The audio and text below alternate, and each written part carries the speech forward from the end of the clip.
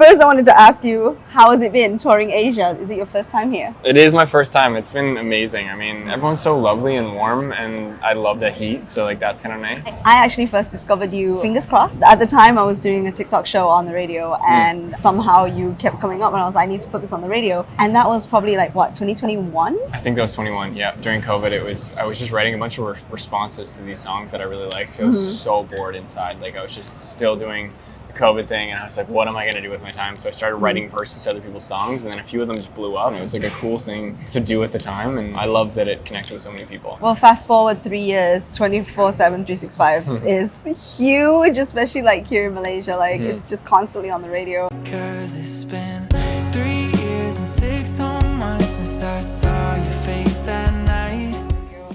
How's the journey been? I think there are certain moments in my life that I can really pinpoint that I was like, that's a cool success, or that's a cool like step forward. And this one for me has always kind of been out of reach, being touring in another country and interacting with a new fan base on that level. And this song and that project specifically really just connected over here for some reason. And it just makes me so optimistic and excited about music, because it really does sort of transcend everything, like gender and borders and race and language and the whole thing. And I think that's so cool. What's one song that you think the fans really need to focus on this area, like so they don't overlook? There's a song called Last Girl. It's a really important one to me. I wrote it about the moment I knew my fiance was going to be the last person I was bringing home. That's a really special one to me. The other one that's like kind of a deep cut, which I've realized that everyone's been singing every night, it's actually a song called Easier Said. Easier said than done. And nobody said it'd be this hard.